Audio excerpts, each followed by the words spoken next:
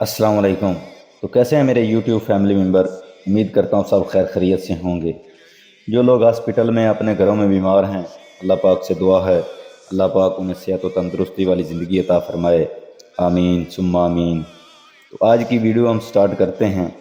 आज का टॉपिक है नबियों और रसूलों का सिलसिला कैसे शुरू हुआ, हमेशा हमेशा की ज़िंदगी कौन सी है, दीन किसे कहते हैं, ये दुनिया ख़त्म होने वाली है, क़यामत बरहक है। हमेशा की तरह वीडियो में आगे बढ़ने से पहले नए नाजरीन से दरख्वास्त की जाती है, जिसने हमारे आलियान इस्लामिक ऑफिशियल चैनल को सब्सक्राइब नहीं किया तो मेहरबानी करके हमारे चैनल को सब्सक्राइब करें और बेल आइकन को लाजमी प्रेस करें ताकि आने वाली हर नई वीडियो उन तक ज़रूर पहुँचे। अल्लाह की रज़ा के लिए दीन की बातें फैलाएँ और ख़ुद भी अमल करें, क्योंकि एक भी इंसान हम सब में इस अमल की वजह से राह रास्त पर आ गया तो हमारी आखिरत का आसान ज़रिया बन जाएगा। वीडियो स्किप नहीं करनी, पूरी देखिएगा, इंशाल्लाह फ़ायदा होगा। इंसान का जब से वजूद हुआ, जैसे उसको मौजूदा मादी ज़िंदगी के लिए रहनुमाई की ज़रूरत थी, ऐसे ही उसको दूसरी ज़िंदगी के लिए भी रहनुमाई की ज़रूरत थी। तो जैसे फितरी इल्हाम का सिलसिला शुरू हुआ, ऐसे ही नबूवत का सिलसिला भी शुरू हुआ और नबी आने शुरू हुए, जो हर पैदा होने वाले सवाल का जवाब देते रहे और हर नई गति को सुलझाते रहे। लेकिन कभी ऐसा भी हुआ कि ऐसे सवालात उभर कर सामने आए जो आइंदा तरक्की के लिए बुनियाद की हैसियत रखते थे। यहाँ से एक शाहरा मुतय्यन होती है, यहाँ ये बताना होता था कि इस तराह या चुराहे में से कौन सा रास्ता सीधा है। ऐसे मौके पर ख़ास सबक दिए गए जिनकी पूरी किताब बन गई और नबी ने वो किताब दुनिया के सामने पेश कर दी। ऐसे नबी जिनको किताब दी गई उनको रसूल कहा जाता है। इंसानों के ये कामिल रहनुमा हर कौम में आए, हर मुल्क में आए। इनकी तादाद हज़ारों में से भी ज़्यादा थी। मशहूर ये है कि तकरीबन 1.25 लाख नबी हुए। मादी तरक्यात और साइंसी तहकीकात का ताल्लुक सिर्फ मौजूदा ज़िंदगी से है।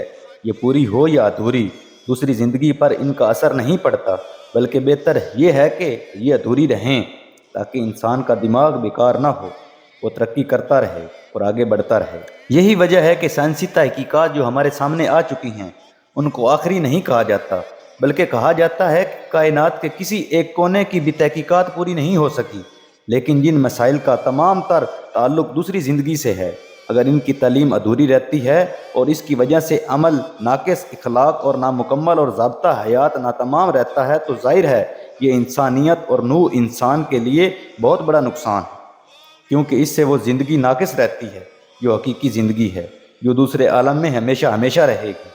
वो खुदा जिसने नबूवत का सिलसिला कायम फरमा कर दूसरी ज़िंदगी से मुतल्लिक़ मसाइल में रहनुमाई फरमाई और उसकी उखरवी ज़िंदगी में सआदत और कामयाबी का रास्ता इंसान को बताया, उसकी रहमत ने ज़रूरी समझा कि इस तालीम को मुकम्मल कर दे।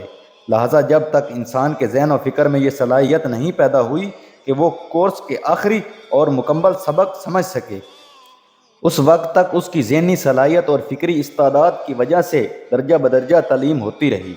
और जब उसके ज़हन में ये सलाहियत पैदा हो गई तो उसको 1-2 सबक नहीं मिले, बल्कि मुकम्मल किताब दे दी गई और आम ऐलान कर दिया गया, ये वो किताब है जिसमें सरासर सदाकत, सच्चाई और यकीन ही यकीन है। शक व शुबा का कोई एक नुक्ता भी इसमें नहीं है। वो पाकबाज खुदा तरस जो आगे कदम बढ़ाना चाहते थे मगर उनको रास्ता नहीं मिल रहा था, ये किताब उनके लिए सरासर हिदायत और रहनुमाई है। जो पाकबाज फलाह और कामयाबी की आखिरी मंजिल पर पहुंचना चाहता है, इससे रोशनी हासिल करे और कदम बढ़ाए। दीन एक है, हकीकत एक ही हो सकती है। दुनिया खुद ब खुद हो गई या इसको किसने पैदा किया? पैदा करने वाला एक ही है या कई हैं? पैदा करने वालों को मददगारों की ज़रूरत है या नहीं? वो हम जैसा है या हम जैसा नहीं है? उसके बीवी बच्चे और औलाद है या नहीं? इनमें से एक ही बात हक हो सकती है। वही एक बात अव्वल से आखिर तक तमाम नबियों और तमाम रसूलों ने पेश की, उसी का नाम दीन है। इन सब नबियों ने यही बताया कि दुनिया और दुनिया की हर एक चीज़ जिसमें इंसान भी है और भी मखलूक है, सिर्फ़ एक ज़ात खालिक है। वो कामिल व मुकम्मल, अज़ली व अबदी है। वो हर एक हाजत से पाक है। वो निराला है, ना उसका कोई हम जन्स है, ना उसके कोई मुशाबा है, ना उसके बीवी बच्चे हैं, ना उसका कोई मददगार है, ना किसी मददगार की उसको ज़रूरत है। इंसानी ज़िंदगी के 2 हिस्से हैं, एक दुनियावी ज़िंदगी, दूसरी वो ज़िंदगी जो इसके बाद आएगी। असल ज़िंदगी तो वो है, हर एक अमल की पादाश है, उसका अच्छा बुरा नतीजा है। हमारी ये ज़िंदगी खेती है, हम जैसा बोएंगे वैसा काटेंगे। खुदा की मखलूक सिर्फ वही नहीं जो हमारे सामने है, इसके अलावा और भी मखलूक है। جس کو ہم ان آنکھ سے یا مادی آلات سے نہیں دیکھ سکتے، ایسی ہی ایک مخلوق ہے جس کا نام فرشتہ ہے۔ تمام کائنات ختم ہونے والی ہے، صرف خدا کی ذات ہمیشہ ہمیشہ باقی رہنے والی ہے۔ قیامت برحق ہے، جب موجودہ دنیا ختم ہو جائے گی ایک دوسرا عالم سامنے آئے گا، اس میں انسان کے اعمال کا حساب ہوگا۔ جو اچھے ثابت ہوں گے ان کو جنت ملے گی، جو برے ثابت ہوں گے ان کو دوزخ میں دھکیل دیا جائے گا۔ یہ بنیادی حقیقتیں ہیں، تمام انبیاء علیہ السلام نے انہی کو بتایا، انہی کو عقائد کہا جاتا ہے۔ انبیاء علیہ السلام کو ماننے والے جو ان باتوں کو مانتے رہے ان کو مسلم کہا گیا، مگر بہت سے لوگوں نے اپنی عقل کو رہنما بنایا اور عقل ان حقیقتوں کو تہ تک نہیں پہنچ سکتی، لہٰذا بھٹکتے رہے۔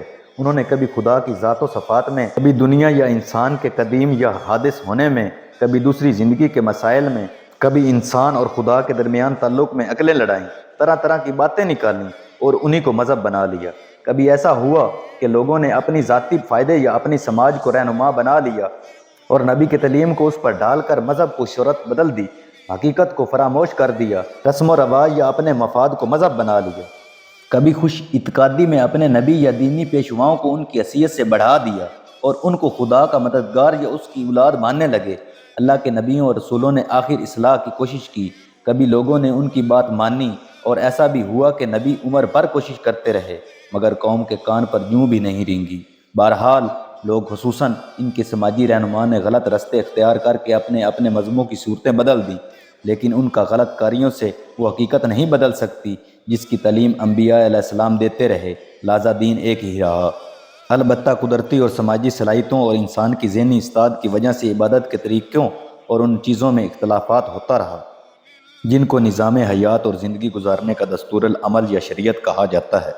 پس انبیاء علیہ السلام کی شریعتیں مختلف ہوتی رہیں، اصل دین ایک ہی رہا، کیونکہ حقیقتیں بہرحال حقیقتیں رہیں، ان میں کوئی تبدیلی نہیں ہوئی۔ آخر میں ایک مکمل کتاب دے دی گئی، وہ مکمل پیغام اور دین برحق کا مکمل دستور ہے۔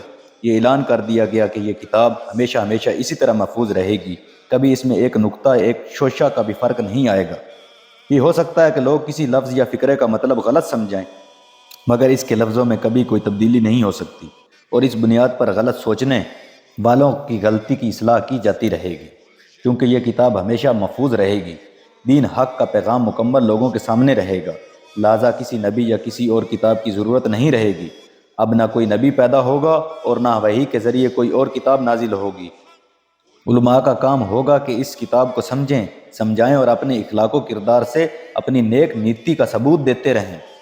وہ سوالات جو ابتدا ہی میں بیان کیے گئے تھے ہر ایک سمجھدار انسان کے سامنے آئے، اور ہر ایک قوم کو خواہ وہ کہیں رہتی ہو، اس کا رنگ، اس کی نسل، خواہ کچھ بھی ہو، اس کو ان سوالات کے جواب کی ضرورت ہوئی۔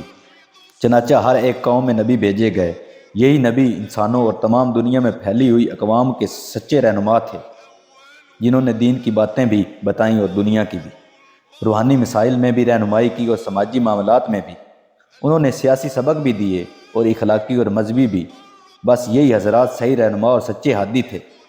لیکن دنیا کی قوموں نے جب اپنی زندگیاں خاص نظریات پر ڈالنا شروع کی تو کچھ قومیں وہ ہوئیں جنہوں نے سرے سے نبوت ہی کا انکار کر دیا اور نبیوں کی بجائے اتار ماننے لگیں، یا سائنس اور فلسفہ کو یعنی عقلیت کو مذہب کی حیثیت دے دی، یا رسم و رواج کو دھرم اور دین بنا لیا۔ اللہ پاک سے دعا ہے اللہ پاک ہمیں سمجھنے کی اور اس پر عمل کرنے کی توفیق عطا فرمائے۔ آمین ثم آمین۔ تو ملتے ہیں نیکسٹ ویڈیو میں، تب تک اللہ حافظ۔